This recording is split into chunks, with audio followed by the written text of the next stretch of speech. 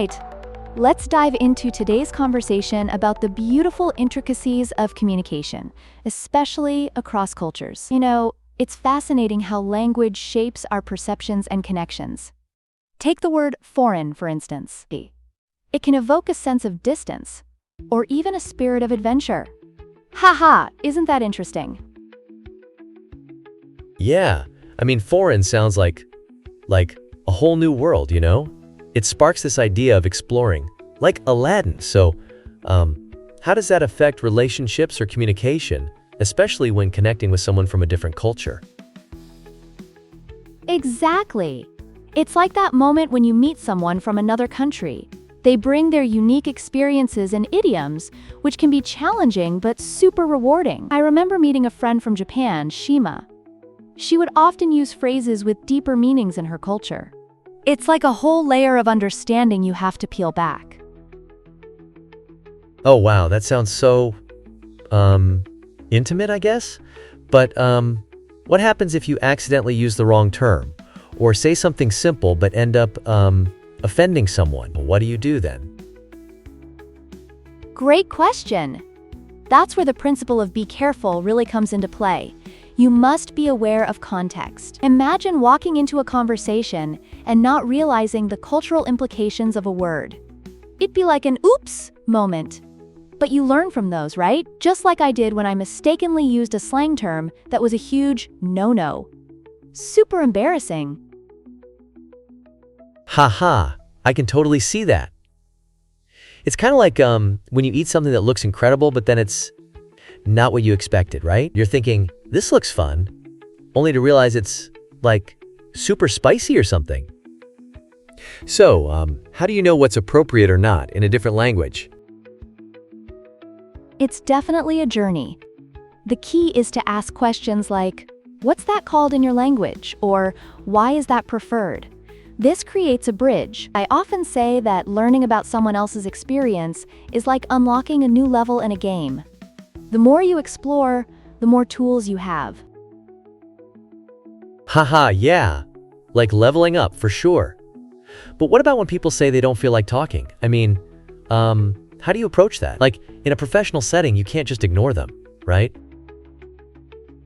Absolutely. We need to respect those boundaries while still offering support. You might say something like, I'm here when you want to talk, which acknowledges their feelings. Sometimes, just being present is enough. I once had a colleague who was going through a tough time, and just letting him know I was there made a huge difference. Wow, that's really powerful. So it's kind of like,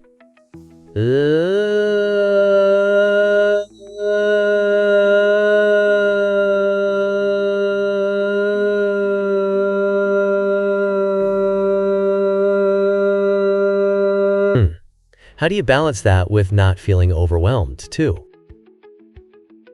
Balance is essential. It's like juggling a delicate act. You can support without taking on their emotional weight. I often remind myself that it's okay to step back when needed. Think of it as keeping it a secret until they're ready to share more. It's about knowing your own boundaries, too. Ooh, that's interesting. So, it's almost like a dance, right? You move together but still keep your individual steps? Haha. Have you had moments when you had to step back, think, I can do this by myself to protect your own space? Oh, definitely.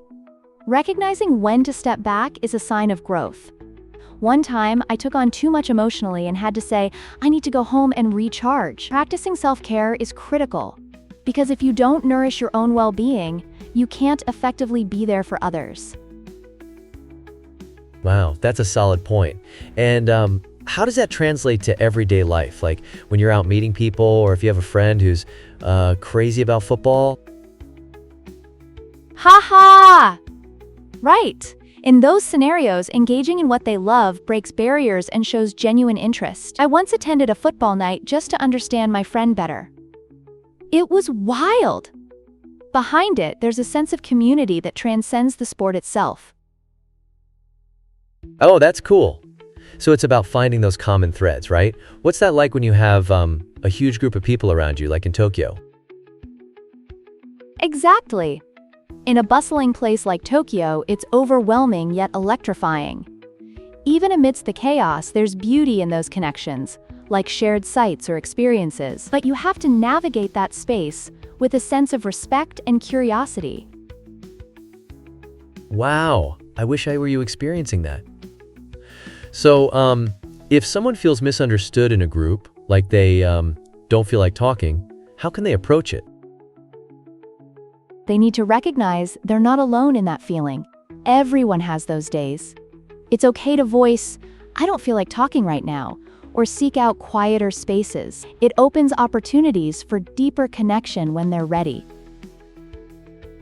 Fascinating. It's like being honest about your state creates a safer environment. Can you provide one last wild anecdote that brings all this together? Oh, sure. Picture this.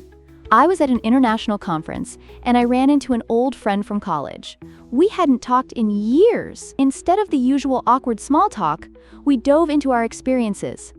Language barriers, cultural mishaps, everything.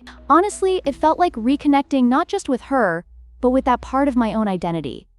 It made me realize how powerful communication truly is. That sounds incredible. So, communication really is this dynamic journey of exploration that connects us all, right? Exactly. It's a beautiful dance we're all part of. Laughs. I love that. A dance through diverse perspectives.